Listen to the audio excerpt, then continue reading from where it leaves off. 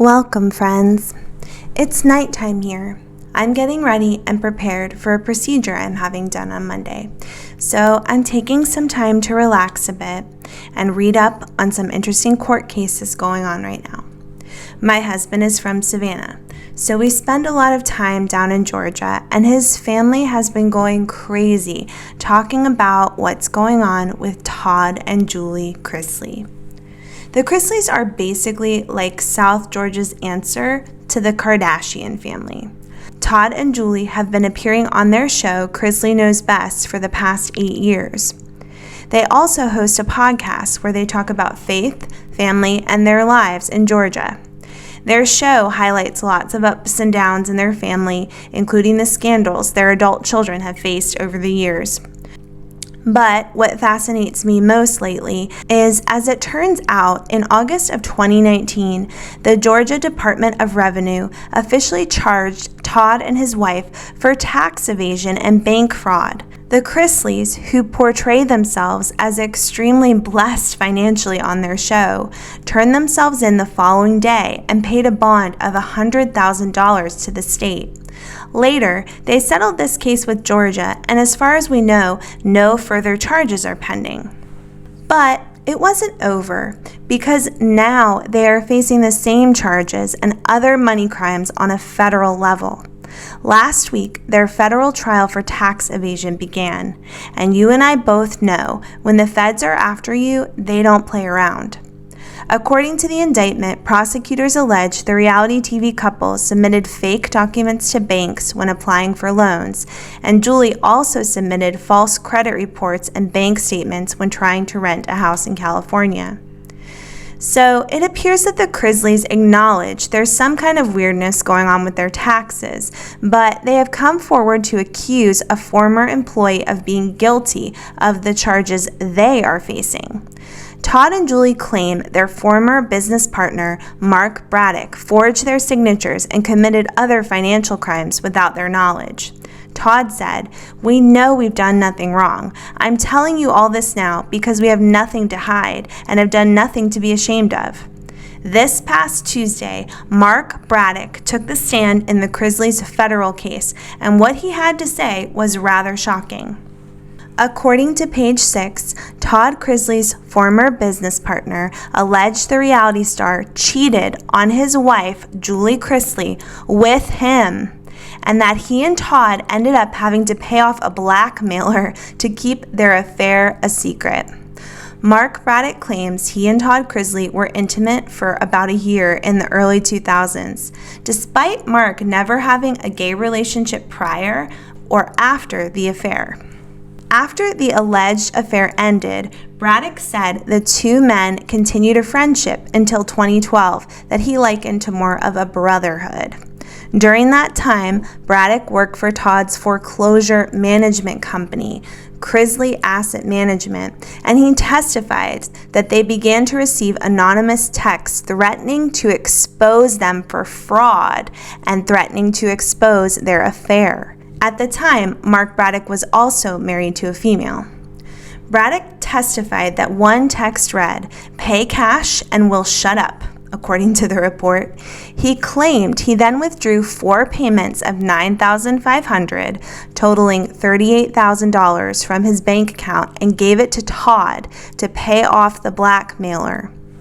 So, we haven't heard much from the Chrisleys' side yet, and I'm so interested in hearing their defense.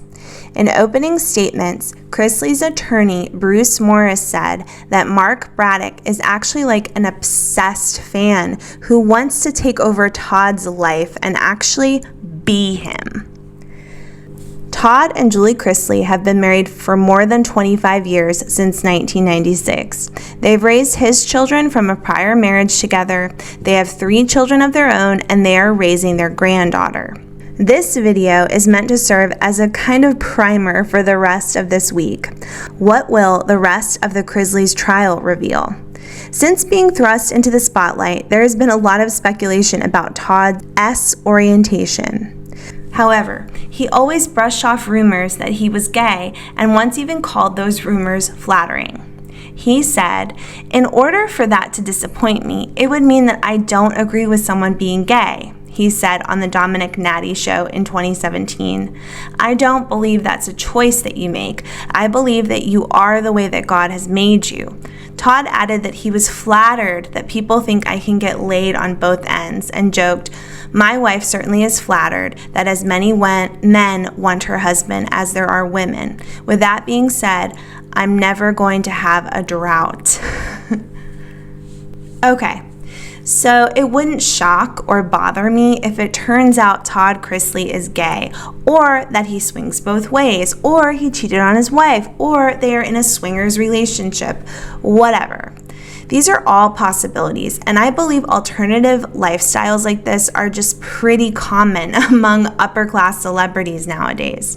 But I do want to know more about what Chrisley was up to with his finances. Some of the reporting that's coming out seems to indicate that Julie and Todd may have been the kind of people who have always been faking it till they make it, borrowing tons and tons of money, not paying their bills, and having to file bankruptcy. But then just going back to a financially reckless lifestyle, throwing money away on frivolous things like haircuts from top celebrity stylists. Another reality TV show where the lifestyle that appears on screen is potentially completely fake. I'm interested in learning more about this, so join me this week as I head down another rabbit hole. Before we move on to the Chrisley case, I also want to share something related to the Duggar trial that I think is important. Kayleigh Holt is speaking out. Kayleigh Holt's thoughts and opinions are really important to me because I see her as an outlier in the Duggar circle, someone who was a big part of their lives, especially Josh Duggar's life, but who had an outsider's perspective. She was still a part of the IBLP, but not completely owned and controlled by Jim Bob, someone who eventually escaped. She dodged a bullet and has gone to live a life a little less under the control of the powerful IBLP families. She put out this statement on her Instagram yesterday regarding Josh's sentencing. "Well, it's sentencing day, the day we have all been holding our breaths for several months," Kayleigh said Wednesday in a lengthy Instagram story. "I figured I might as well share some thoughts that I have about today. I know for us it's the last piece of the puzzle, and all of us are exhaling after months in relief that it's finally done. My biggest thoughts go out to all the victims," she continued, "even though for us it might be a little bit of closure for all of us that are on the outside, but it's going to be lifelong for them, for Josh's kids."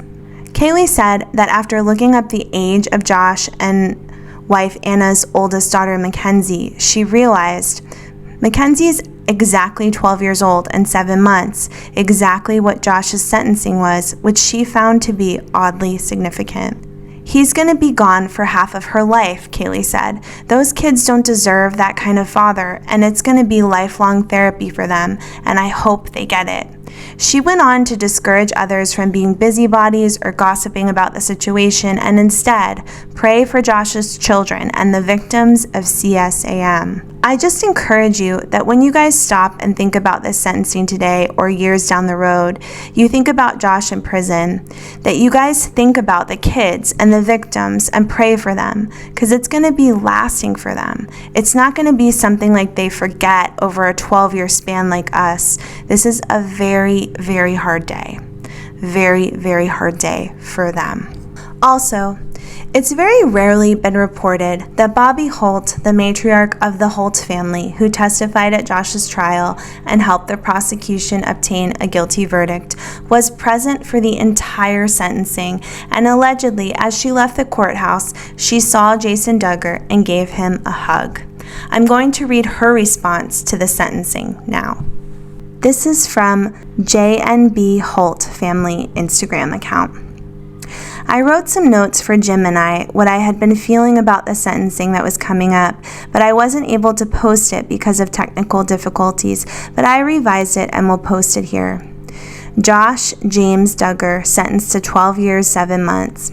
While being at the sentencing of Joshua today, there's lots we have been praying about and a big decision made by Judge Brooks. My heart hoped the judge would take into account that Joshua has had all his loved ones believe in him, friends who feel he's a great man and father to encourage him, all the money needed, and more than enough time to get the real therapy he's needed long before now. Sentencing only 5 years would have been a spit in the face of the victims, which is what the defense suggested. It's been 7 years since admitting, not because he was remorseful, but because he was caught, to cheating and being addicted to pee. 2015 Ashley Madison hack. All the while parading around like a God-fearing, loving husband, father, and friend, and supporter of widows. Also, in 2015, let's not forget the cause of the lawsuit that was brought against him from one woman he cheated with.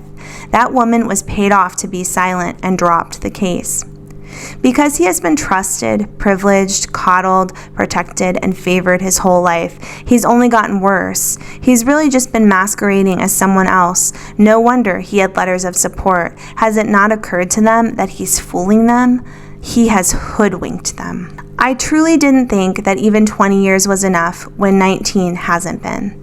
No telling what he would do next if he had only gotten 5 years. But I truly feel Judge Brooks was very fair and considerate judge and had already considered all I listed above, except the fact that some of his family has only enabled him. And to all who wrote letters for him, you define a man with what he does in secret rather than what he does openly. To do justice and judgment is more acceptable to the Lord than sacrifice. So grateful justice has been served and more children have been heard. Jim and Bobby Holt. I wanted to add in a couple of extra things at the end of this video that I've been researching and paying attention to on Duggar's Reddit snark. Someone has been talking about how one of the conditions of Josh's release is that marijuana is strictly prohibited. And they were asking, is that normal for felons? Number 4 on his criminal sentencing docket says, the defendant shall not purchase, possess, use, distribute, or administer marijuana or obtain or possess a medical marijuana card or prescription. If the defendant is currently in possession of a medical marijuana card, he will turn it over immediately to the probation office. And there was a response from someone who claims to be an attorney. It's sort of hard to say why this was included, but if I had to guess, I'd say Josh probably has a history of marijuana use, and that's why. Drug conditions like this are very common, especially in drug cases, but including one in a non-drug related case like this signals to me that the defendant has a known history of marijuana abuse. I found that interesting, considering once again how Josh Duggar portrays himself and what is actually going on behind closed doors. As most of you already know, Jason Duggar has also posted to his Instagram account and made a statement about the sentencing for Josh.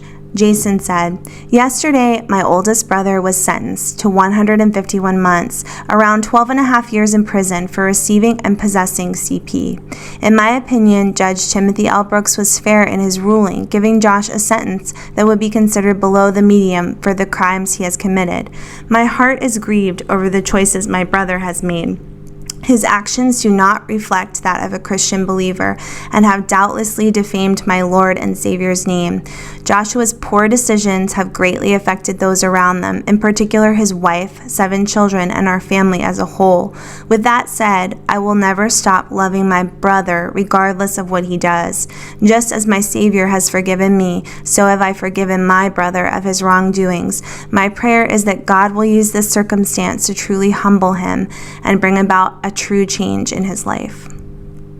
I do really wish that some of these family members would ask the question, has Joshua's victims truly forgiven him? Because I feel like someone like Jason, I'm sorry, you don't have that much to forgive, but someone who was present for the actual making of the CP, or some of the women that he's treated inappropriately, that have claimed that he's treated them inappropriately during an affair, or some of your sisters, have they truly been able to forgive him? All right, my friends, I hope you will continue with me this week as I follow up on the Chrisley's court case. and I will be researching a little bit more about what's going on with Lindsay Chrisley and putting out a video about that content as well. I look forward to heading down this rabbit hole with you.